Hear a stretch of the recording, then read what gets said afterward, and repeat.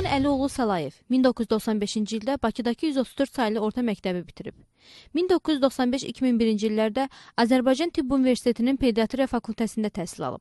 2003-2007-ci illərdə Yaponiyanın Tohoku Universitetinin Pediatriya bölməsində aspiranturada oxuyub. Yaponiyanın Sendai şəhərində Kohnan Neyrocərrahiyyə xəstəxanasında çalışıb. Sendai şəhər xəstəxanasında yeni doğulmuşların intensiv terapiya şöbəsində kurs keçib. Tibb üzrə fəlsəfə doktorudur. 2008-ci ildən Azərbaycan Tibb Universitetinin Sinir Xəstəlikləri və Tibbi Genetika Kafedrasının Respublika Uşaq Nevroloji Xəstəxanasının əməkdaşıdır. Yəni bədən hərarəti və ya qan təzyiqi kimi bir əlamətdir. Yəni qan təzyiqinə müqayisə eləsək, məsələn, qan təzyiq normada 120-80-dırsa, kəllə daxili təzyiqin normal bir hüdudu var. Bizim valideynlər ən çox narahat olan bizim uşaqlarımızın kəllə daxili təzyiqi normadan yüksəkdirmi deyə bir suallar gəlir. Kəllə daxili təzyiq normada dəyişə bilir. Adi uşaqlarda, sağlam uşaqlarda belə dəyişə bilir. Məsəl üçün, uşaq çox ağlayanda və ya gərgin olanda və ya öskürəndə kəllə daxili təzyiq qısa müddətli qalxa bilir. Bu təbii bir haldır.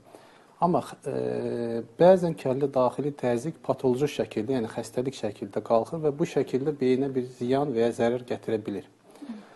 Bunu düşünsək, biz iki cür kəllə daxili təzyiqin qalxmasını düşünməliyik. Kəskin şəkildə və ya xroniki şəkildə. Kəskin şəkildə kəllə daxili təzyiq qalxırsa, məsəl üçün, beyində qansızma və ya ciddi bir başqa xəstəlik varsa, uşağın vəziyyəti çox qısa bir müddətində şiddətli dəyişir. Uşaq halsız, huşsuz olur, qusur, ürək döyüntüsündə, nəfəsdə dəyişiklik olur və adətən burada diaqnoz məsələsi çox bəlli, yəni xəstələr uşağın vəziyyətinin ağır olduğunu görür. Amma ən çox mübahisəli olan vəziyyət xroniki, yəni yavaş-yavaş, tədricən qalxan kəllə daxili təzyiqdir. Bu xəstəlik bu qədər tez rast gəlinirmi? Əgər uşaqda beyində su deyil də maye daha çox yığılırsa və bu tədricən qalxırsa, biz ona gidrosefaliya diaqnozu qoyuruq. Yəni, kəllə daxili təzyiq deyilən bir diaqnoz yoxdur. Gidrosefaliya diaqnozu qoyulur.